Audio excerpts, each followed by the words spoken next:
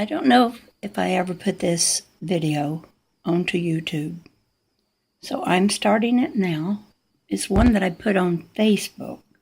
Hasn't got many views, and it's a really good one. So I'm going to start it right now. Where's my mouse? There we go. Something I want to go bark at. Well, I wanted to read something. I'm going to set this up where I can read it, and all the dogs have to bark. I know where the probably goats that are making them bark. Okay. This is beautiful what I want to read. This is Jesus speaking.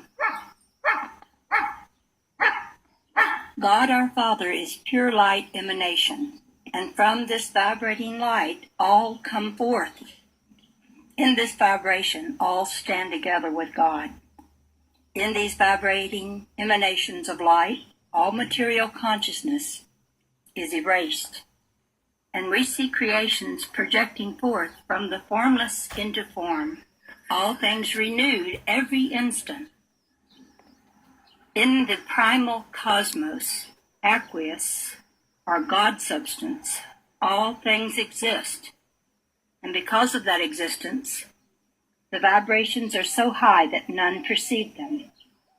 Unless one stands forth in spirit as we do, Jesus is talking about there, and those that are like him, because there's many masters. Unless one stands forth in spirit as we do, it is necessary to raise the vibration of the body to spirit vibrations. Now, as we can see creation going on all the time, as creation is caused by the radiation of cosmic light vibrations generated in the great cosmos, and this radiation is the great universal life or light energy that sustains all and is called the Father of radiation or vibration. It is the Father of radiation because its radiation will shatter any other radiation or vibration. In reality, it only sets them aside in order that other forms may take their place.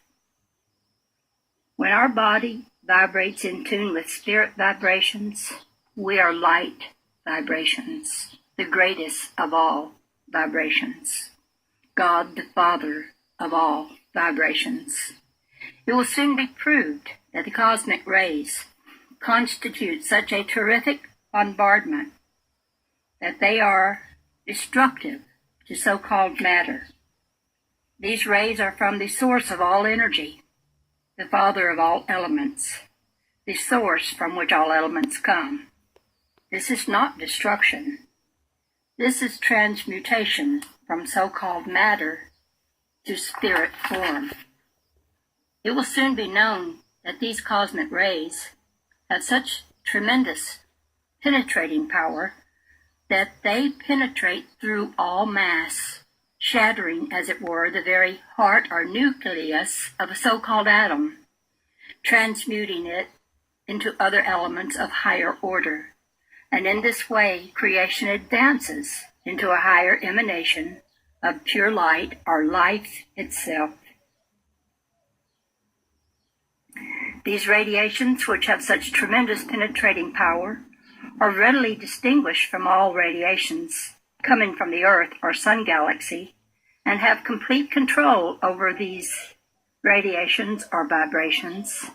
It will soon be known that these radiations come from a universal source, unseen, and that the Earth is continuously subjected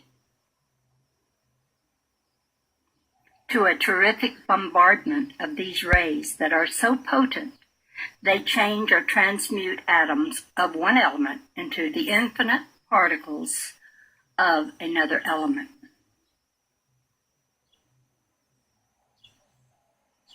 It will also be found that when this cosmic ray strikes the nucleus of an atom, it does shatter it. It separates this atom into the minute particles of another substance, causing transmutation from a lower to a higher element. Thus, these radiations do not destroy matter. They transmute it from a lower to a higher element, from the material to spiritual. This higher element is as man dictates. It is higher as he names and uses it for a higher purpose. When man stands forth in spiritual vibrations, he can fully determine and regulate these rays and their mode of action. Thus, to man standing in spiritual vibrations, transmutation is going on all the time, all about him. Transmutation is but creation in a higher sense. Thus all are created where they stand. Creation never ceases.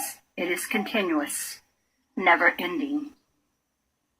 The emanations of radiation from the cosmos are made up of light and are composed of so-called light bullets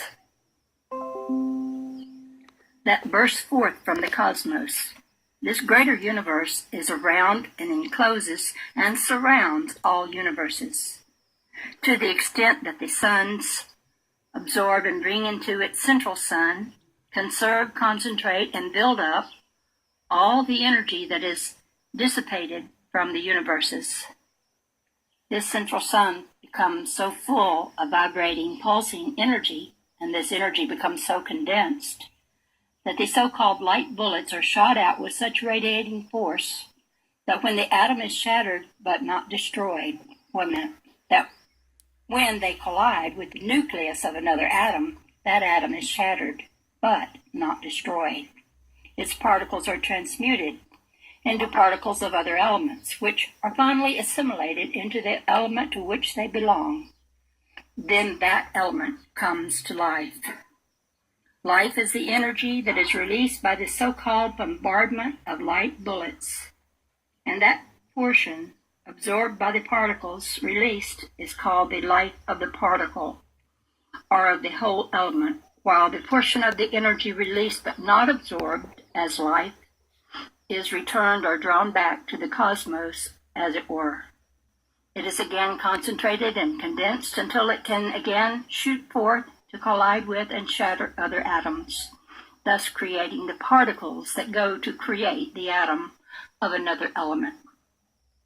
Thus creation is continuous, everlasting, expanding, and concentrating, then through reduced vibrations, condensing into form. This intelligent emanating energy is God, controlling the universe around us, as well as controlling the universe of our bodies, which are spiritual and not material.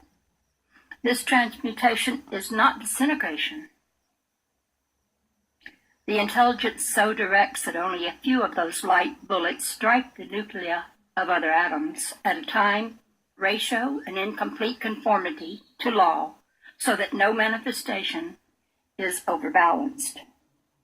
Man, one with this supreme intelligence, can in an orderly way step up this impingement so that his needs are fulfilled instantly. In this way, man hastens the slow process of nature. He does not interfere with nature. He works with nature in a higher rate of vibration than that in which nature works in the lower order of concept. Lift up your eyes and look on the fields, for they are white already to harvest. All this vibration corresponds to the planar field upon which vibration acts. The planes or fields spoken of have no reference to the concentric bands or shells that surround the Earth. These concentric shells are layers or ionization bands which enclose the Earth and reflect back vibrations originating on the Earth, but they do not impede or shut out cosmic light rays. It is through them that transmutation or creation is going on all the time. Even our bodies are transmuted from a lower to a higher condition, and we become the conscious directors of this change by keeping the thoughts, and therefore the body, attuned consciously to the higher vibrations. Thus we attune the body consciously to a higher vibratory rate, and we become that vibration. In this condition, the master waits As you stand now, you are master, you are ruler over all conditions. Now you know that the glory and the consciousness of a divine creation is far above any material thought. The first step is to fully and completely to control all outer activities of thought, mind, and body, with the thought almost uppermost that you are cultivating the habit of perfection, the God habit, the Christ of God habit. Do this wherever you are, every time it comes to you during your waking, working, or resting hours. See this perfect presence within you. Get into the habit of seeing this perfect presence as your real self, this Christ of God presence.